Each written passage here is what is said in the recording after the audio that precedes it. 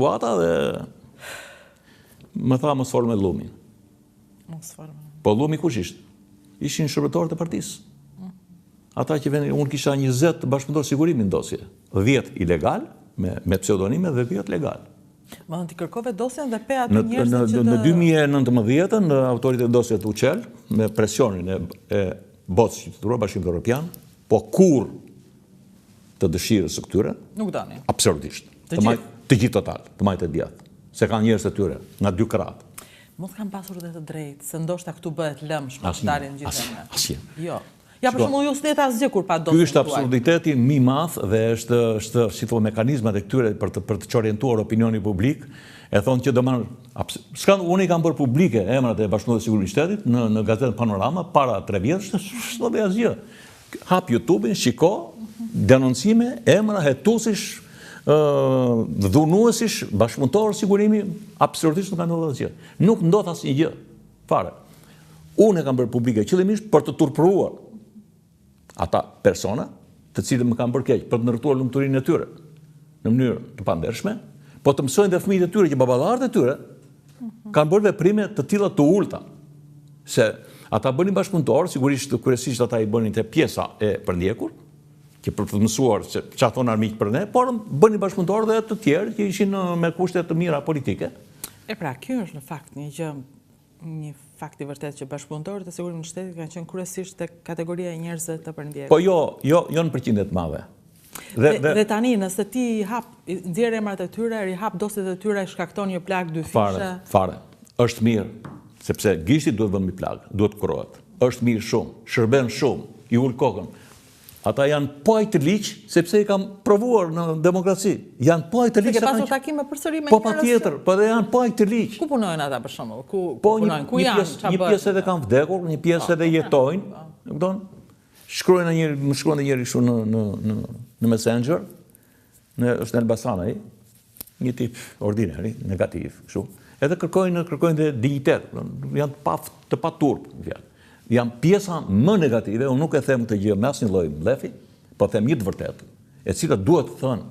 Duhet thënë, sepse nuk bëj fjalë tu tani që më raportoi te kryeministri se unë fola për kryeministrin, çfarë do bënë kryeministri? Më ka ndodhur më për fjala vjen ka pat një rast me një nga kryeministët e radhës, për një detyrë të rëndësishme që kisha, më zvendosoi pa shkak të arsye politike, sepse ai do më zvendosonte mua ishte politik, ishte qenë deputet. Por të nesër që unë ika nga puna e refuzova detyrën, shkova në ambasadën angleze dhe mora vizën për 45 minuta dhe shkova në Britani, bashkë me gruan time te miqtë e mi që kam atje.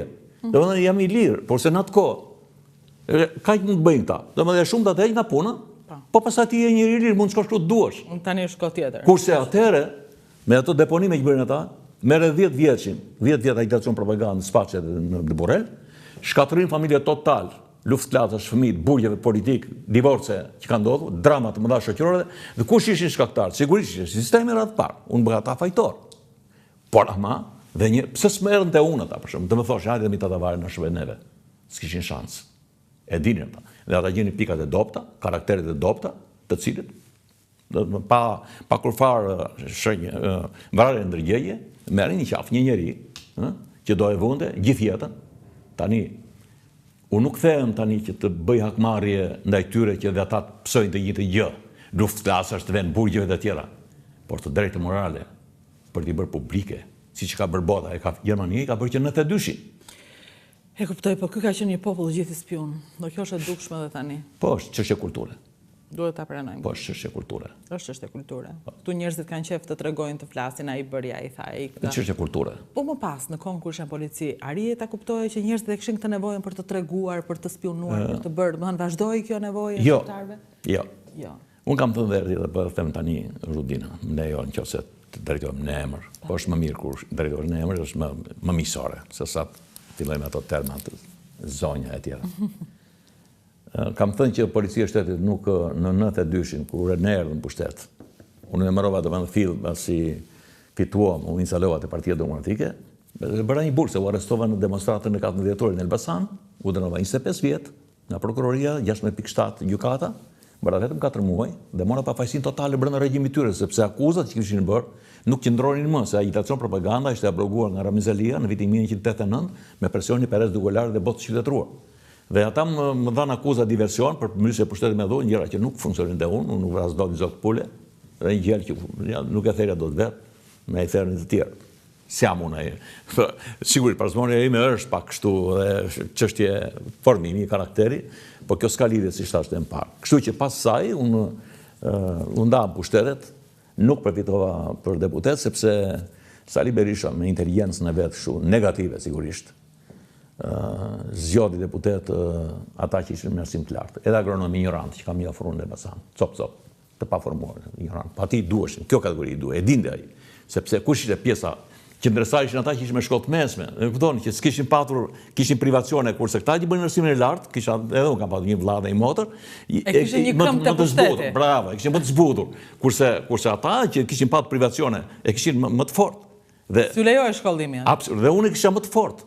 Pse kjo ka qenë arsye mendoni, që ai vuri kusht këtë? Pas një diskutim, kriter, ndërkohë që botë e qytetaror ky kriter nuk njihet. Për shembull Joe Major, edhe unë e di shumë mirë, ka qenë kryeministër, kam patur rastin që të jem te godina 10 atje në Londër, dha intervistë para gazetarëve, ne kishim marrë leje, ai miku im ishte koloneli i policisë britanike, dhe ai ishte pa shkollë të lartë, pa arsim të lartë, me një 2 vjeçare kështu, dhe pastaj politik, një inteligent, s'ka lidhje fare ajo. Ti mund t'jesh, ke shumë prirje për të marrë edhe me galaktikën, po të vësh 5 njerëz të punën shike vështirë. Ndërsa Berisha duke qenë ish komunist, donte ata se i kishte pjesën e vet.